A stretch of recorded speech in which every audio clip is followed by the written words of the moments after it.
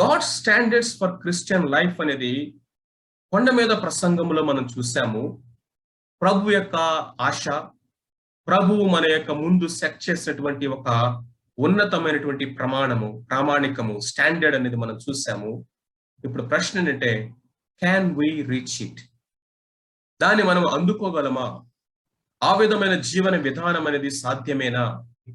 ఒక యవ్వనస్తుడి యొక్క జీవితాన్ని నేను మీ ముందుకు తీసుకొచ్చి కేస్ స్టడీ లాగా ఆ యొక్క జీవితంలో ఏ విధమైనటువంటి స్టాండర్డ్ ఆఫ్ లివింగ్ తను సెట్ చేశాడో మనం ఒకసారి కేస్ స్టడీ లాగా చూసి మనం ప్రార్థన చేసుకుందాం. లైఫ్ ఆఫ్ దానియేలు యొక్క జీవితాన్ని ఒకసారి మనము ఆలోచించేద్దాం. దానియేలు యవ్వనస్తుడిగా ఉన్నప్పుడు, మేబీ అరౌండ్ 18 years ఏజ్ టైంలో తన యొక్క సొంత దేశం నుండి, యూదా దేశం నుండి బబులోను దేశానికి బానిసగా తీసుకుని వెళ్ళాడు. అలాంటి పరిస్థితుల్లో పరాయి దేశంలో బానిసగా ఉన్నటువంటి ఒక యవనస్తుడి యొక్క జీవితాన్ని మనం చూస్తా ఉన్నాం.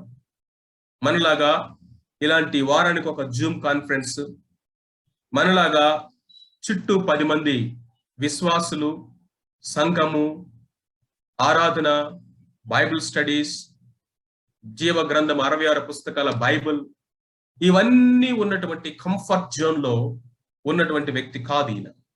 ఎందుకంటే చాలాసార్లు మనము లైఫ్ గురించి ఆలోచించేసినప్పుడు, స్టాండర్డ్ ఆఫ్ లివింగ్ గురించి ఆలోచించేసినప్పుడు మనకి హండ్రెడ్స్ ఆఫ్ ఎక్స్క్యూజెస్ మనకు వస్తాయి. ఫెలోషిప్ లేదన్నా, లేకపోతే ఇదిగో ఈ కరోనా టైంలో దూరంగా ఇంటికి వెళ్ళిపోయాను, ఇంటి దగ్గర నాకు బైబిల్ స్టడీస్ లేవు, చర్చ్ లేదు, లేకపోతే అంతకు ముందు ఉన్నంత ఆ యొక్క స్పిరిచువల్ అట్మాస్ఫియర్ లేదు, కాబట్టి నేను పడిపోయాను, నేను లేకపోతే జారిపోయాను, బ్యాక్ స్లైడ్ అయిపోయాను, ప్రార్థన తగ్గిపోయింది, వాక్యం తగ్గిపోయింది, పరిశుద్ధత తగ్గిపోయింది, ఇదిగో నా లైఫ్ లో నేను పడిపోయాను అని చెప్పడానికి అనేకమైనటువంటి కారణాలు మనం వెతుక్కుంటూ ఉంటాం. కానీ కారణాలు చెప్పాలంటే దానియేలుకి 1,00,000 కారణాలు ఉన్నాయి చెప్పడానికి పడిపోయేటటువంటి జీవితానికి. కానీ యవనస్తుడు ఏ విషయంలో కూడా కాంప్రమైజ్ అవ్వలేదు. By the by, standard of living గురించి మనం మాట్లాడినప్పుడు బెస్ట్ డెఫినేషన్ ఏంటంటే తెలుసా? Uncompromised life. అన్కాంప్రమైజ్డ్ లైఫ్ ని, రాజీ పడనటువంటి జీవితాన్ని స్టాండర్డ్ ఆఫ్ లివింగ్ గా మనము ఒక్క మాటలో డిఫైన్ చేయవచ్చు. ఎందుకని? ఒకసారి చూడండి, మనం జనరల్ గా వాడుతూ ఉంటాం ఈ పదాన్ని. అన్నా ఇది బ్రాండ్ కంపెనీ అన్నా, వీళ్ళు స్టాండర్డ్స్ లో కాంప్రమైజ్ అవ్వరు, కాబట్టి రేట్లు కూడా వీళ్ళు తగ్గించరు. విన్నారా ఆ మాట ఎప్పుడన్నా? Just apply the same principle to the life. Standard of Christian living అంటే ఏంటంటే అన్కాంప్రమైజ్డ్ లైఫ్. ఏ పరిస్థితులైనా సరే రాజీ పడనటువంటి జీవన విధానం. ఈ అన్కాంప్రమైజ్డ్ లైఫ్ జీవించాలి అంటే మొట్టమొదటిగా మనం చేయాల్సింది ఏంటో తెలుసా? we must know to draw lines. Boundaries ని సెట్ చేసుకోవటం నేర్చుకోవాలి. ఈ గీత దాటి నేను అవతలకి వెళ్ళను, ఇది దేవుడు సెట్ చేసినటువంటి బౌండరీ, దీనిని నేను ఏ విధముగానైనా సరే, ఎట్టి పరిస్థితులైనా సరే నేను ఈ యొక్క బౌండరీని క్రాస్ అయ్యేది లేదు అనేటటువంటి సెల్ఫ్ డిసిప్లిన్. మొట్టమొదటిగా డానియేల్లో మనం చూసేది ఏంటంటే, హయ్యర్ స్టాండర్డ్ ఆఫ్ లివింగ్ లో తను ఏం చేశాడంటే, he draw line of resistance. Line of resistance అంటే ఒక యవ్వనస్తుడిగా ఊహించండి, ఒక యవ్వనస్తుడికి బబులోనులో ఉన్నటువంటి భోగాలన్నీ కూడా, యోగాలన్నీ కూడా, సమస్తమైనటువంటి లగ్జరీస్ అన్ని కూడా ఒక్కసారిగా ఆఫర్ చేయబడ్డాయి. ఇప్పుడు వీళ్ళు ఎవరంటే రాజు చేత ఎంపిక చేయబడినటువంటి, రాజు చేతే నియమించబడినటువంటి స్పెషల్ గ్రూప్ ఆఫ్ పీపుల్. 3 సంవత్సరాలు బాబిలోనియన్ అడ్మినిస్ట్రేటివ్ సర్వీస్ కొరకు వారిని స్పెషల్ ట్రైనింగ్ ఇవ్వమని స్పెషల్ గా వారిని అపాయింట్ చేయబడినటువంటి వారికి అప్పగించబడ్డారు. రాజు యొక్క టేబుల్ మీద నుంచి వాళ్ళకి భోజనం వెళ్తుంది. రాజు తాగేటటువంటి ద్రాక్షారసం వాళ్ళు తాగుతారు, భోజనము వాళ్ళు చేస్తారు. అంతేకాకుండా వాళ్ళని చాలా లగ్జరియస్ స్టేట్ లో వాళ్ళని ఉంచమని రాజు ఆజ్ఞాపించాడు. కేవలము భోజనం గురించి పానం గురించి మాత్రమే మెన్షన్ చేయబడింది. కానీ జస్ట్ ఇమాజిన్ దేర్ లైఫ్. ఒక్కసారిగా బానిసలుగా వచ్చారు, మా బ్రతుకులు ఏమైపోతాయో అనుకున్నటువంటి ఆ భయాందోళన పరిస్థితుల్లో ఒక్కసారిగా వాళ్ళ యొక్క జీవితంలో సమృద్ధి అనే దానికి, సుఖము అనే దానికి, లగ్జరీస్ అనే దానికి, తన యొక్క ఇష్టానుసారమైనటువంటి భోగాలకి ద్వారాలు తెరవబడ్డాయి. అలాంటి టైంలో వారి యొక్క రెసిస్టెన్స్ చూడండి. My dear brothers and sisters, young people, higher standard of living గురించి మనం మాట్లాడుకుంటూ ఉన్నప్పుడు మొట్టమొదటిగా మనము నేర్చుకోవాల్సింది, we must learn to say no. No అని చెప్పటం మన జీవితంలో మనం నేర్చుకోవాలి. దానియేలు యొక్క జీవితం అక్కడే స్టార్ట్ అయింది. మొహమాట పడలేదు, భయపడలేదు, పిరికివాడిగా ప్రవర్తించలేదు. ఇది మన దేశం కాదు కదా, మన మాట ఎవరింటారు, ఇది మన దేశం కాదు కదా, మన భక్తి ఇక్కడ కొనసాగదు, ఇదిగో మనం పరాయి దేశంలో ఉన్నాము, అది కాక రాజు యొక్క ఆజ్ఞ ఇది, ఎంపరర్ కింగ్ యొక్క ఆజ్ఞ ఇది, and we are called to serve the king, so we need to submit to the king. రాజును సేవించడానికి మనము నియమించబడ్డాము కాబట్టి రాజు యొక్క మాట వినాల్సిందే అని అనుకోలేదు. ఎందుకంటే దానియేలుకు తెలుసు తను రాజులకు రాజు, ప్రభువులకు ప్రభువుని సేవిస్తా ఉన్నాడని. దానియేలుకు తెలుసు తను రాజులకు రాజు, ప్రభులకు ప్రభు, సర్వోన్నతుడు, మానవుల రాజ్యముల మీద అధికారి అయిన సార్వభౌముడైనటువంటి దేవుని యొక్క ఇన్స్ట్రుమెంట్ ఫర్ గ్రేటర్ వర్క్స్ అని దానియేలుకు తెలుసు. నీకు తెలుసు ఆ సంగతి? దేవుడు నిన్ను ఎందుకు రక్షించుకున్నాడు? దేవుని చేత ఎందుకు నువ్వు నియమించబడ్డావు? దేవుని ఉద్దేశాలు, ఆలోచన, సంకల్పాలు నీ జీవితంలో ఎంత ఉన్నతముగా ఉంటావన్నాయో నువ్వు గ్రహించగలిగావా? లేకపోతే ఒక పూట కూటి కోసము తన జ్యేష్ఠత్వ హక్కును అమ్ముకున్నటువంటి యాషావు వలె అనేక సార్లు మనము క్షణికాలమైనటువంటి ఆ యొక్క క్లిప్పింగ్స్ కోసం, ఆ వీడియో కోసం, లేకపోతే ఫ్రెండ్స్ కోసము, లేకపోతే ఇంటి వారి కొరకు, బంధువుల కోసము, నీ శారీరక సంబంధమైనటువంటి ప్యాషన్స్ కోసము దేవుని యొక్క పర్పసెస్ ని అమ్ముకుంటున్నామా? We must learn to say no. యవనులుగా మనకు అనేకమైనటువంటి ఆలోచనలు వస్తూ ఉంటాయి, అనేకమైనటువంటి కోరికలు వస్తూ ఉంటాయి, లోపల నుండి అనేకమైనటువంటి హంగర్స్ డెవలప్ అవుతూ ఉంటాయి. అవన్నీ ఒక్కసారిగా మన టేబుల్ మీద సర్వ్ చేసినట్లుగా, కాలేజ్కి వెళ్ళినప్పుడు, ఇంట్లో నుంచి బయటికి వెళ్ళిపోయినప్పుడు, స్వాతంత్రం వచ్చినప్పుడు మొత్తం ఒక్కసారిగా సర్వ్డ్ ఆన్ యువర్ టేబుల్ అన్నట్లుగా కనిపిస్తాయి. నో అని చెప్పగలుగుతున్నావా? పర్సనల్ హోలీనెస్, ఇదండి హయ్యర్ స్టాండర్డ్ ఆఫ్ లివింగ్.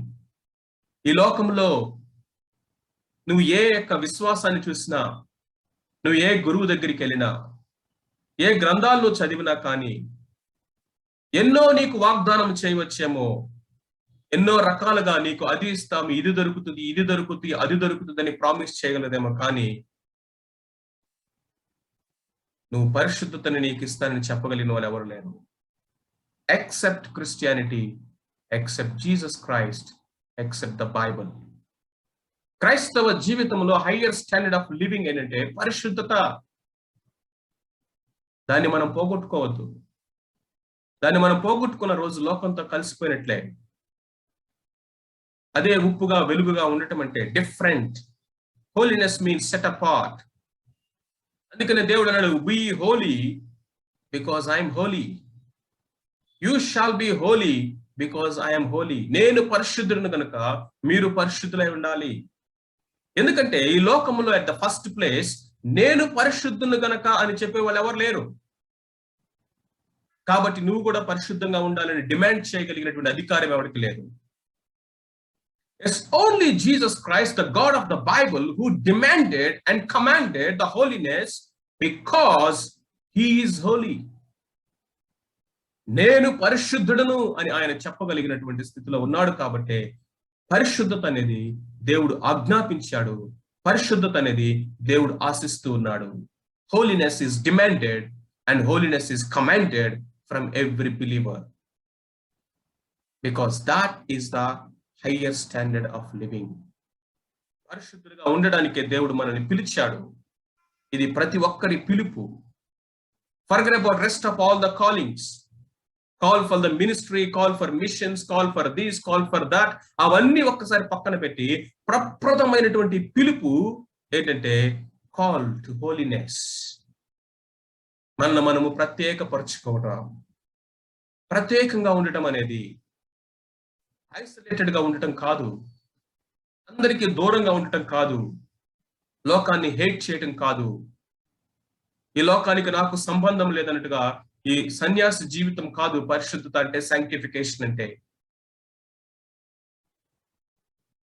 చీకటిని పారదోలే వెలుగులాగా, కుళ్ళిపోతున్నటువంటి లోకాన్ని ప్రిజర్వ్ చేసే ఉప్పులాగా లోకంలోనే ఉంటాము, లోకానికి చెందిన వారము కాదు. We are in the world but we are not of the world. That is holiness. యాజకుడి యొక్క తలపాగా మీద బంగారు రేకుతోటి దేవుడు ఈ విధంగా ముద్రించమన్నాడు, holiness unto the Lord, holy unto God, holy unto the Lord. Holy అన్న మాట కంటే తెలుసా, ప్రత్యేకించబడిన వాడు. యాజకుడు ఎవడంటే దేవుని కొరకు, దేవుని పని కొరకు మాత్రమే జీవించడానికి ప్రత్యేకించబడిన వాడు. That is your ID card, that is your I card.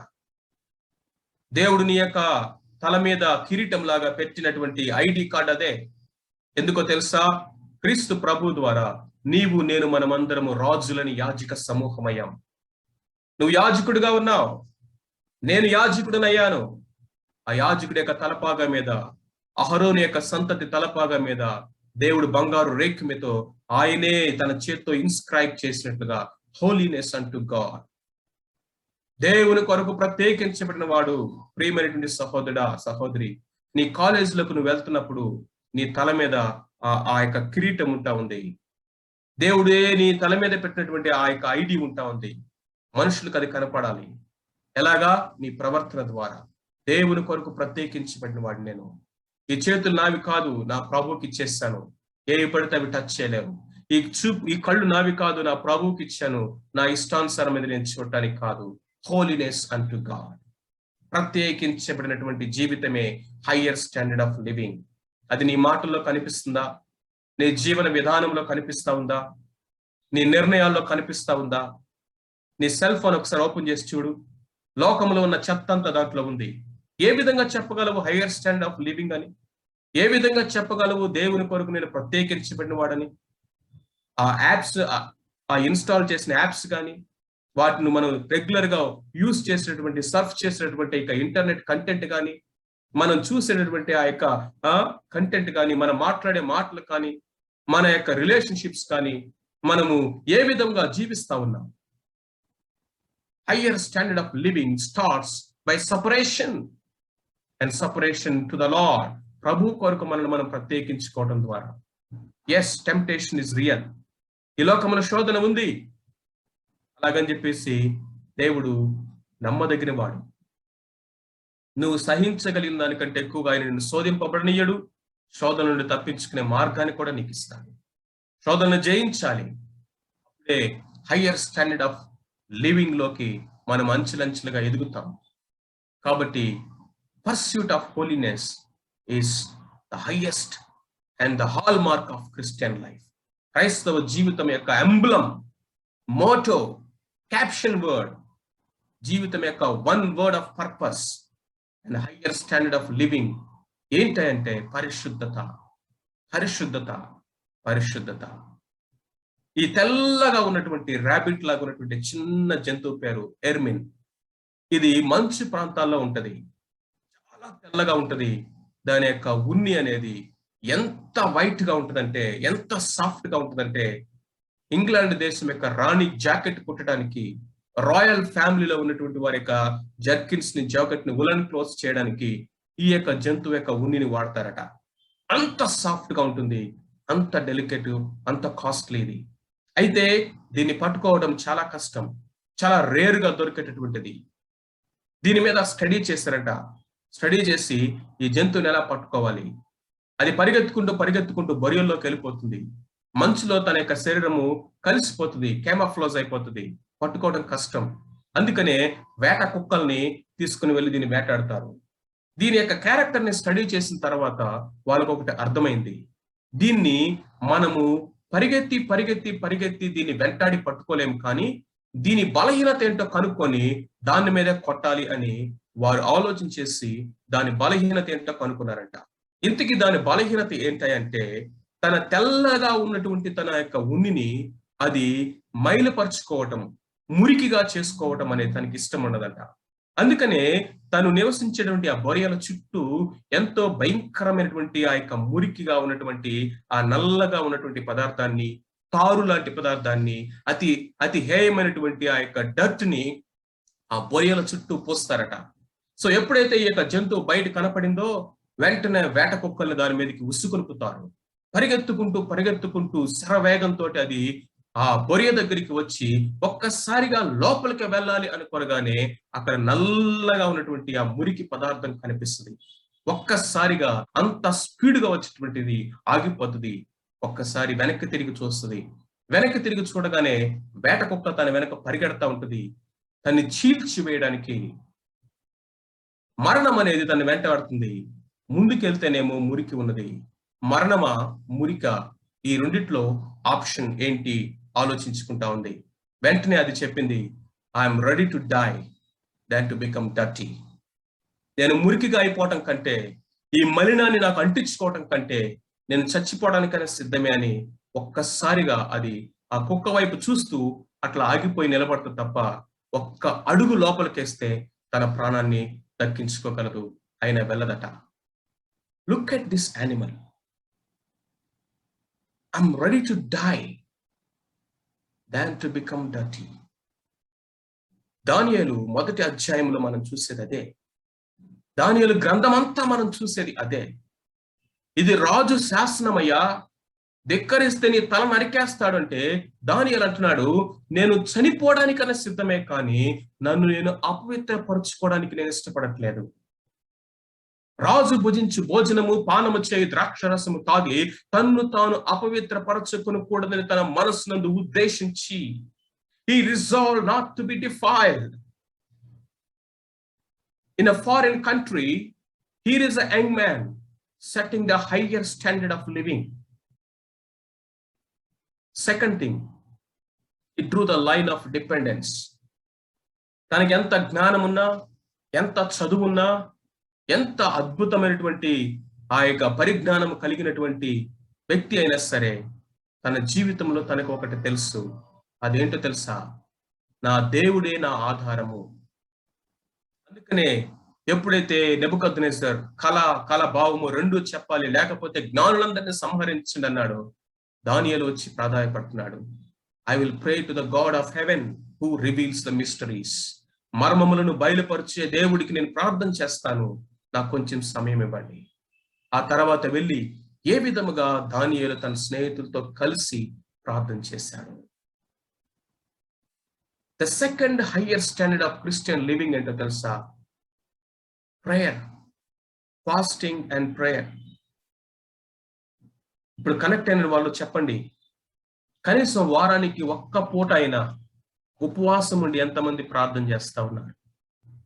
ఇంకా మారు మనసు పొందినటువంటి మీ ఇంటి వారి కోసం, ఇంకా నువ్వు జయించలేకపోతున్నటువంటి పాపాల కోసం, ఇంకా నీ బలహీనతల కోసం, ఆత్మీయ జీవితంలో నేను ఇంకా హయ్యర్ స్టాండర్డ్ ఆఫ్ లివింగ్ కి ఎదగలేకపోతున్నాను అనేటువంటి బాధ, తపనతో ఎంతమంది ఉపవాసం ఉండి ప్రార్థన చేస్తా ఉన్నారు? Fasting prayer. ప్రేయర్ అనేది మనకి ఏం నేర్పిస్తుందో తెలుసా? దేవుని యొక్క సామర్థ్యం మీద ఆధారపడటం నేర్పిస్తుంది. When you work you work, when you pray God works. నువ్వు చేస్తే నువ్వే చేస్తావు, నువ్వు ప్రార్థన చేస్తే దేవుడు చేసినట్లుగా నువ్వు అనుమతిస్తా ఉన్నావు. దేవుని యొక్క సామర్థ్యం మీద ఆధారపడటము. అండ్ ఫెలోషిప్ ప్రేయర్, సహవాసము. ఇది మనము మన యొక్క జీవితంలో, దానియేలు యొక్క జీవితం మనం ఇదే చూస్తాం. నలుగురు కలిసి ప్రార్థన చేశారు. ఎందుకంటే దానియేలు ఒక్కడిగా ప్రార్థన చేయటం అలవాటు ఉంది కాబట్టి నలుగురుగా ప్రార్థన చేయటం తనకి ఈజీ అయిపోయింది. నలుగురుగా కలిసి ప్రార్థన చేసినప్పుడు దేవుడు గొప్ప కార్యం చేశాడు. అసలు దానియేలు సింహ బోన్లోకి ఎందుకు వెళ్లాల్సి వచ్చిందండి? Because he did not compromise. తన జీవితంలో తన కాంప్రమైజ్ కాలేదు కాబట్టి. ఎంతగా తను ఫోర్స్ చేశారంటే, ఎంతగా ఇరికించారంటే, తన జీవితంలో రాజా దేవుడా నిర్ణయం చేసుకో అనేటువంటి స్థితిలోకి తీసుకెళ్లిపోయారు. He was force to choose between king and God and the king of kings. రాజు శాసనమా లేకపోతే దేవుని మాట, ఏది ఎంచుకుంటావో ఎంచుకుంటే దానియేలు అన్నాడు, ఐఎమ్ రెడీ టు డై. నేను మరణించడానికన్నా సిద్ధమే, కానీ నా దేవుణ్ణి మాత్రం నేను తృణీకరించను.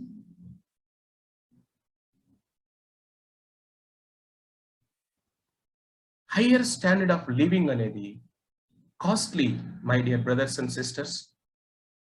It is costly. నువ్వు నేను అనుకున్నంత ఈజీ కాదు అది. ఎందుకో తెలుసా? కాంప్రమైజేషన్ అనే దానికి అక్కడ చోటు లేదు. రాజీ పడిపోవడం అనే దానికి ఇక్కడ అక్కడ చోటు లేదు. ఇక మరణానికైనా నేను సిద్ధమే అని ఆ ఇర్మిన్ అనేటువంటి జంతువులాగా నీవు నేను ఏ రోజైతే తీర్మానం చేసుకుంటామో, that is the first step of raising to the higher standard of living. ఉన్నతమైనటువంటి ప్రామాణికత కలిగిన జీవితానికి ఎదగడానికి మొదటి మెట్టు ఆ రోజే ప్రారంభమవుతుంది. ఇక్కడ ఒక యవనస్తుని మనం చూసాం, ఇప్పుడు ఒక ఎదిగినటువంటి వాడిని చూస్తా ఉన్నాం. సింహాల బోనులోకి వెళ్ళడానికి సిద్ధపడ్డాడు, కానీ తన ప్రార్థనా జీవితం విషయంలో కానీ, తన కమిట్మెంట్ విషయంలో కానీ, దేవునితో తనకున్నటువంటి ఆ యొక్క కన్విక్షన్స్ విషయంలో కానీ ఎక్కడ రాజీ పడినటువంటి జీవితం మనం చూస్తా ఉన్నాం. అండ్ ఫైనల్లీ ఆ ముగ్గురు స్నేహితుల గురించి మనం ఆలోచన చేసినప్పుడు, they Drew the line of confidence. ఇలాంటి కాస్ట్లీ లైఫే కదా ఇది. ప్రాణాల మీదకి తెచ్చుకున్నారు వాళ్ళు. అలాంటి ప్రపంచ చక్రవర్తిని ఎదిరించాల్సినటువంటి, ఆజ్ఞలు తృణీకరించాల్సినటువంటి పరిస్థితులు ఎదురైనాయి. మరి దేవుడు వాళ్ళని విడిచిపెట్టాడా? అసలు ఏంటండి వాళ్ళ యొక్క నమ్మిక? ఏంటి వాళ్ళ ధైర్యం? ఏంటి వాళ్ళు చెప్తా ఉన్నారు, ఓ నెబుకద్నెజరు విను, మా దేవుడు మండుచున్న ఈ అగ్నిగుండంలో నుంచి మమ్మల్ని విడిపించుటకు సమర్థుడు. ఒకవేళ విడిపించకపోయినను నీవు నిలబెట్టిన ఈ ప్రతిమకు మేము నమస్కారం చేయం. Hour confidence is our God. దీన్ని నేనేమంటానంటే ఫెయిత్, విశ్వాసము. The higher standard of living గురించి మనం మాట్లాడుకుంటున్నప్పుడు అది ఏ విధంగా ఒక్కొక్క అడుగు మనం ముందుకు వేయగలుగుతామంటే, not by sight but by faith. వెలుచూపుని బట్టి కాదు, విశ్వాసాన్ని బట్టి అది సాధ్యమవుతుంది. అన్కాంప్రమైజ్డ్ లైఫ్ ఎలాగా సాధ్యపడుతుందంటే విశ్వాసం. That is our confidence. ఏంట్రా నీ ధైర్యం అంటారు. ధైర్యం నాది కాదు, నా దేవుని మీద నాకున్నటువంటి కాన్ఫిడెన్స్. ఆయన సర్వశక్తి గల దేవుడు, సార్వభౌముడైన దేవుడు. నెబుకద్నెజరుని మీద రాజు, ఆయన చక్రవర్తి. We are not serving Babylon, basically. We are not serving Nebuchadnezzar at first. We are serving the King of Kings and the Lord of Lords. నువ్వు ఏ కంపెనీలో ఉన్నావో, ఏ కాలేజ్లో ఉన్నావో, ఏ యూనివర్సిటీలో ఉన్నావో, ఏ వర్క్ ప్లేస్ లో ఉన్నావో, ఏమి చేస్తా ఉన్నావో, నీవు నేను మనమందరము కూడా సర్వోన్నతుడగు దేవుని సేవకులము. దర్యావేషు ఆ రోజు పిలిచిందంటే తెలుసా? సర్వోన్నతుడగు దేవుని సేవకుడమైన దానియేలు అన్నాడు. నా సేవకుడమైన దానియేలు అని చెప్పాలి. నిజానికి దర్యావేషు ఓ మై సర్వెంట్ డానియేల్ అనలేదు, the servant of the most high అని దర్యావేషు ఆ రోజు దానియేలు పిలిచాడు. ఈరోజు మనుషులు నిన్ను నన్ను చూసి ఆ మాట చెప్పగలుగుతారా? అలా చెప్పగలిగిన రోజున we are living the highest standard of living. Dare to be like Daniel. దానియేలు వలె జీవించడానికి ఒక తీర్మానం చేసుకుందాం. పరిశుద్ధత విషయంలో కానీ, మన యొక్క కన్విక్షన్స్ విషయంలో కానీ, స్పిరిచువల్ డిసిప్లిన్స్ విషయంలో కానీ, ఈ యొక్క యవ్వన వయసులో ఎదురేటువంటి యొక్క ఎపటైట్స్, లోపల నుండి వచ్చిన కోరికల విషయంలో కానీ, లోకము నీకు సమృద్ధిని నీ టేబుల్ మీద సర్వ్ చేసినప్పుడు నో అని చెప్పగలిగినటువంటి సామర్థ్యం విషయంలో కానీ, రాజు శాసనాలే విడుదలైనప్పుడు శాసనాలని సైతము ఇదిగో ఆ యొక్క సవాలు చేయగలిగినటువంటి విశ్వాసం విషయంలో కానీ దానియేలులాగా జీవించడానికి తీర్మానం చేసుకుందాం. వన్ థింగ్, ఫైనల్ కంక్లూషన్ చెప్పనా? దానియేలు హీ డ్రా ద లైన్.